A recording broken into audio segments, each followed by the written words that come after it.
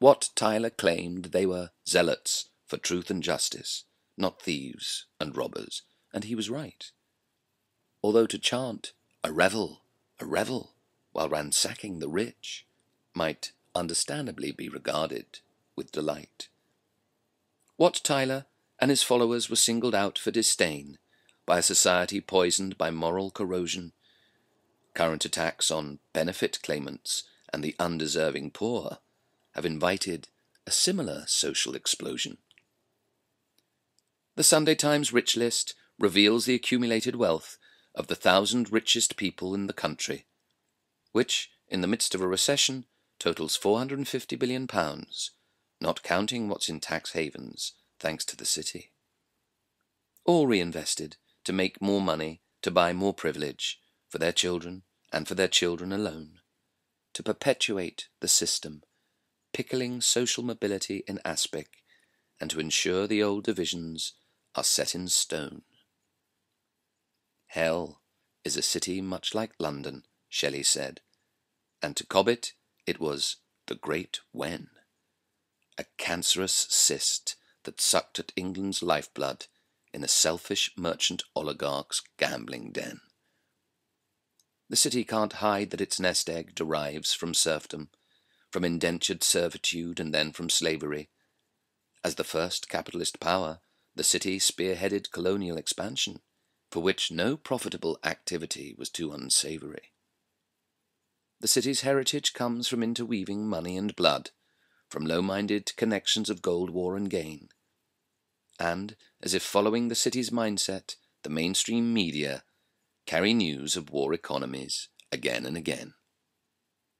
The 10 centuries-old assets of the city are never declared, but it's rumoured to own caverns of gold bars, and the land and securities on which loans were once raised yield millions in interest to empower city czars. The city's cash fund spends $10 million a year on lobbying and in making sure that the state is subservient. It ensures the well-heeled can come and go as they please, and that any financial regulations are compliant. Thus, corporation taxes are reduced, and there are tax breaks worth $500 million to city businesses, fixed up at great occasions in the Mansion House for power brokers, lavish events called banquet lobbying by city lobbyists. There's even an unelected city official who sits in Parliament with the unsettling title of the Remembrancer. He and his 7 lawyers vet legislation to ensure it's city-friendly, and, quite undemocratically, this city gopher has a seat in the chamber. But the Remembrancer forgets that the weight which he throws about on the city's behalf derives from the darker deeds of the British Empire, as well as from its worship of the golden calf. For the charter companies formed in the city financed the North American slave trade. The city seized Africa, America, and India like a robber looking for gold and for people to degrade. Why should we not form a secret society with but one object? Asked Cecil Rhodes, the Empire's tool, the furtherance of the British Empire and the bringing of the whole world under British rule. Africa is still lying ready for us. It is our duty to take it, Rhodes added, and beginning with the Royal African Company, every city company obliged. Ambrose Crowley, a city iron merchant, produced manacles and irons for the tethering of slaves on ships. Finance came from John Angerstein, who founded Lloyd's of London on the back of his Grenadian slave estates. Now come here. Lloyd's is founded on 2 great pillars, news and honest dealing. If either fails, we fail, and with us the whole of the British merchant marine. You know, Lloyd's isn't merely a business of profit and loss. It's the lifeblood of British commerce. Now think of it, Minette. Just think of English ships sailing to the farthest ports of the world. Hong Kong, Cape Town, Bombay. Ships and cargo protected by our honesty. A mighty commerce built on faith. Ever sensitive about its reputation, the city's corporation takes £10 million a year from taxpayers to mishandle.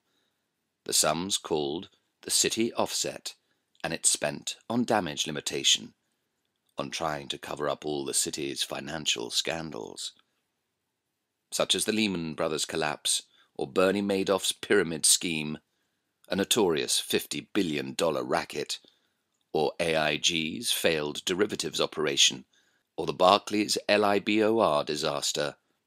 Clever PR sees the city's not held up by such adverse traffic. So the snorts of cocaine and spoons of caviar in mergers and acquisitions can go on oiling the cogs of pathological money machines, as the world's precious resources continue to be swallowed up by sweaty fingers and the city computer screens.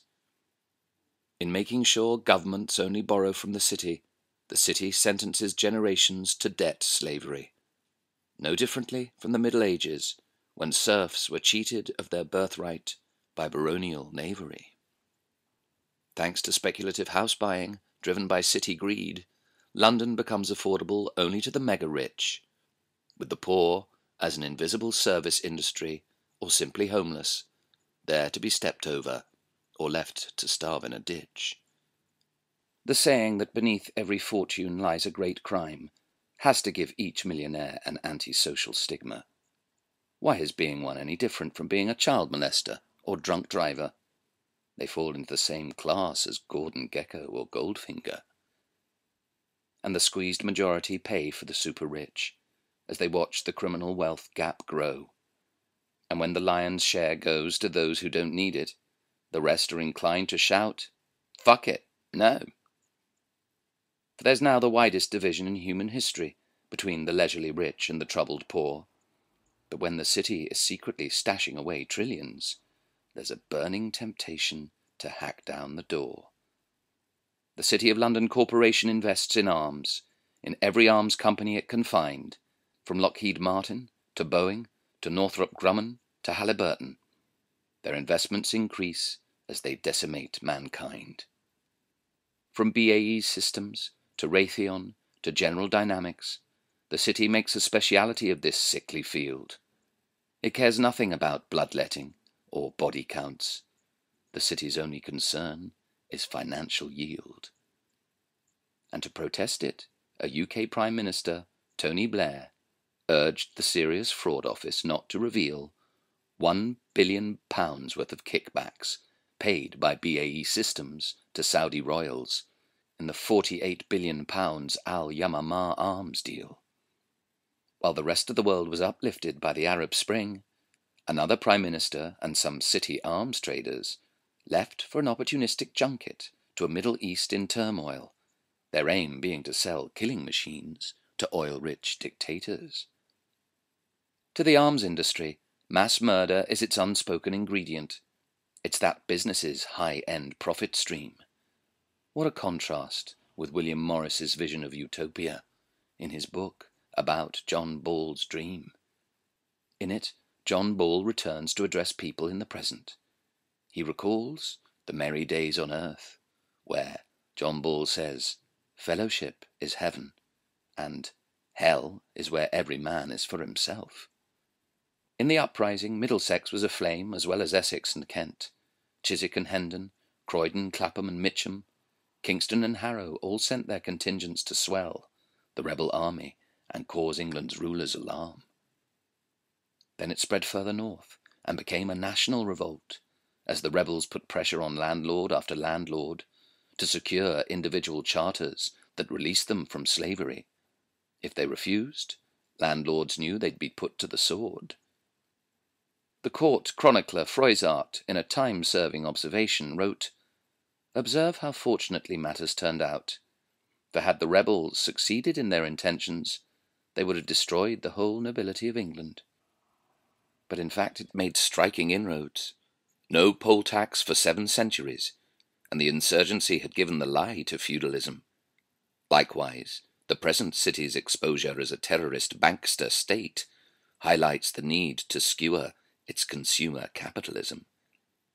And so a new king mob, and a new righter of wrongs called Anonymous surfaces in Tyler's spirit with cybernetic stealth, able to hack into corporate bank balances, however secure, and able to redistribute the acquisition of wealth.